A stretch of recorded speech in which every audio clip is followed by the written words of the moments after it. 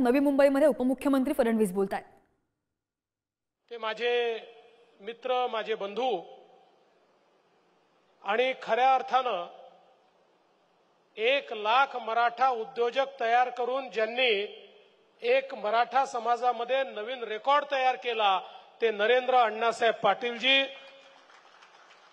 आमचे मित्र शशिकांत शिंदेजी, प्रवीण दरेकरजी, प्रसाद लाडजी, निरंजन डावखरेजी, संजीव नाईकजी, संदीप नाईकजी, सागर नाईकजी, रामचंद्र गरजजी, दत्ता घंगाळेजी, श्रीधर डुबेजी, पीएल खंडागळेजी, एकनाथ जाधवजी, गुलाबराव जगताप, अशोकजी डफ, कीर्ती राणा, प्राचीताई आमच्या बहिणी, त्याचप्रमाणे रविकांत पाटील, भारतीताई पाटील, शंकर पिंगळे, संजय पानसरे, शुभांगी पाटील, शशिकला पाटील, मंचावरील सर्व मान्यवर आणि या ठिकाणी उपस्थित सर्व माझ्या भगिनी आणि बंधूंनो, दरवर्षी स्वर्गीय अण्णासाहेब पाटलांची जयंती या ठिकाणी साजरी करण्याकरता आपण सगळे लोक एकत्रित होत असतो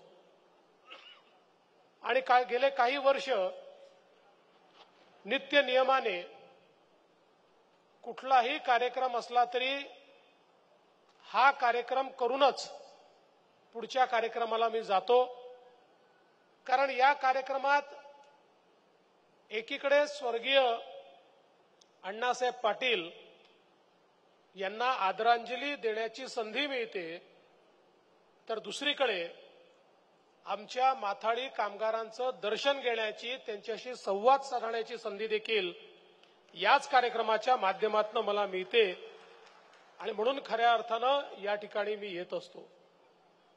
आपल्याला कल्पना आहे आमच्या माथाडी कामगारांकरता जो संघर्ष स्वर्गीय अण्णासाहेब पाटलांनी केला,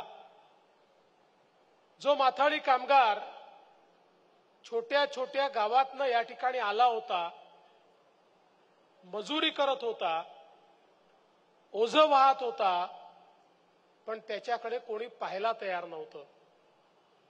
या कामगाराचं काय होईल, याचं भविष्य काय, त्यांच्या मुलांचं भविष्य काय, हे प्रश्नचिन्ह त्या ठिकाणी लागू व्हायचं।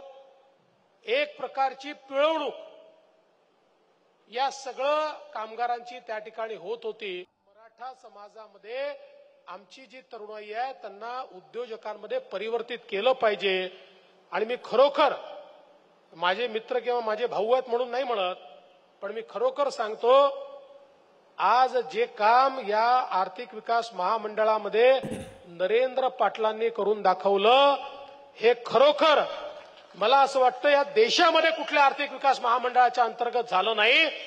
1 लाख मराठा तरुणांना उद्योजक बनवण्याचा विक्रम हा नरेंद्र पाटील साहेबांनी या ठिकाणी करून दाखवला आणि आज संख्या वाढते। 8,000 कोटी रुपयांपेक्षा जास्तीचं कर्ज हे आमच्या मराठा तरुणांना मिळालेलं आहे। तुम्ही आठवा अवस्था काय होती, 8,000 कोटी सोडा, 8 लाख रुपयाचं कर्ज आमच्या मराठा तरुणांना मिळत नव्हतं, आज 8,000 कोटीचं मिळालेलं आहे आणि 8,000 कोटीने अजून 20,000 कोटी रुपये जरी लागले तरी राज्य सरकार मागे हटणार नाही। ज्या ज्या तरुणांना आपल्या पायावर उभं राहायचं आहे, आज 1 लाख तरुण नोकरी मागणारे नाही, नोकरी देणारे या ठिकाणी झाले आणि त्याचं सगळं श्रेय जर कुठल्या एका व्यक्तीचं असेल तर ते नरेंद्र अण्णासाहेब पाटील या व्यक्तीचं आहे, ज्यांनी पायाला भिंगरी लावून एकेका जिल्ह्यामध्ये फिरून प्रसंगी बँकांची भांडून, आणि एक गोष्ट नरेंद्र पाटलांची आमचे त्यांचे संबंध खूप जवळचे आहे, पण माथाडी आणि मराठा किंवा अण्णासाहेब पाटील आर्थिक विकास महामंडळ हे 2 विषय आले की नरेंद्र पाटील आम्हालाही सोडत नाही, आवश्यकता पडली तर आमची हजामत त्या ठिकाणी करतात।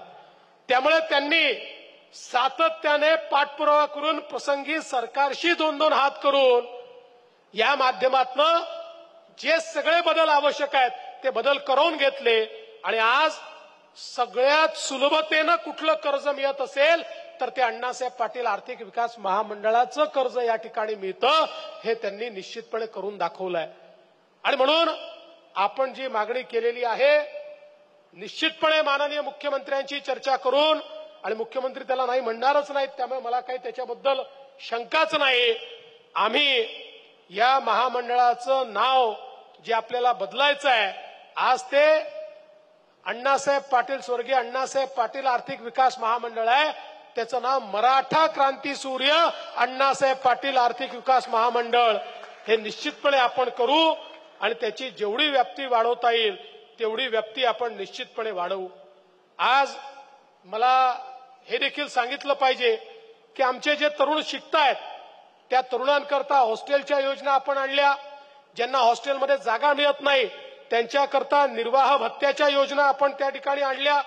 जवळपास आपण महानगरांमध्ये ज्या मुलांना हॉस्टेलमध्ये जागा मिळत नाही त्यांना 60,000 रुपये वर्षाला निर्वाह भत्ता म्हणून देतो, कारण आपली मुलं शिकली पाहिजेत. मागच्या काळामध्ये फी मध्ये 50% सवलत दिली, आता तर मुलींना 100% सवलत आपण त्या ठिकाणी दिलेली आहे. मोठ्या प्रमाणात आपली मुलं शिकली पाहिजे अशा प्रकारचा प्रयत्न आमचा आहे. आज खरं म्हणजे अनेक गोष्टी या ठिकाणी मांडण्यात आल्या. मी आपल्याला एवढंच सांगतो की आपली जशी कमिटमेंट ही माथाडी कामगारांसोबत आहे, आपल्यामुळे माझंही नातं तसंच आज माथाडी कामगारांशी तयार झालेलं आहे. त्यामुळे आपण मला वेगळं समजू नका. मी सरकारच्या बाजूला असलो तरी देखील माझं मन हे माथाडींच्या बाजूनी आहे. त्यामुळे जिथे जिथे माथाडींकरता निर्णय घेण्याची वेळ येईल त्यावेळी माझं मत हे सरकारच्या बाजूनी नसेल, ते माथाडींच्या बाजूनी असेल, हा विश्वास तुम्ही या ठिकाणी ठेवा. आणि हे करत असताना तुम्ही मदत केलीच आहे आणि पुढेही तुमची मदत मला हवी आहे. ती म्हणजे माथाडींच्या नावावर जे फेक व्यवसाय करतात आणि आमच्या या पवित्र कारभाराला जे त्या ठिकाणी गालबोट लावतात, ज्यांच्यामुळे ही मागणी होते की माथाडी कायदा हटवा, जे खऱ्या मेहनत करणाऱ्या माथाडींचा माल त्या ठिकाणी स्वतःच्या खिशात टाकतात, अशा लोकांवर काही प्रमाणात कारवाई आपण केली आहे, पुढेही आपल्याला करायची आहे. त्यामध्ये तुम्ही मागेही आम्हाला मदत केली आहे, त्याची अधिक मदत जर तुम्ही केली तर मला असं वाटतं की काही उद्योजक जी मागणी करतात की माथाडी कायदा नको, तेही ती मागणी करणार नाहीत आणि आपला कायदा आपल्याला अधिक मजबूत करता येईल, हा विश्वास या निमित्ताने मी आपल्याला देतो. आणि पुन्हा एकदा या कार्यक्रमामध्ये दरवर्षी आपण बोलवता त्याबद्दल आपले आभार मानतो. या निमित्ताने स्वर्गीय अण्णासाहेब पाटील यांना आम्ही आशीर्वाद मागतो की माथाडी कामगार आणि मराठा समाज यांच्या संदर्भातले निर्णय तातडीनं घेण्याकरता त्यांचे आशीर्वाद आमच्या पाठीशी असावेत, एवढीच या निमित्ताने विनंती करतो आणि माझं बोलणं संपवतो. धन्यवाद. जय हिंद, जय महाराष्ट्र, जय माथाडी. समाजाला त्यांचे अधिकार मिळणारच असं वक्तव्य फडणवीस यांनी केलेलं आहे आणि मराठा समाजाच्या विविध मागण्या कोर्टात टिकतील का हे सुद्धा पहा असं सुद्धा फडणवीस म्हणालेले आहेत. माथाडी कामगारांचा मेळावा होता नवी मुंबईमधून, त्यामध्ये उपमुख्यमंत्री फडणवीस बोलत होते.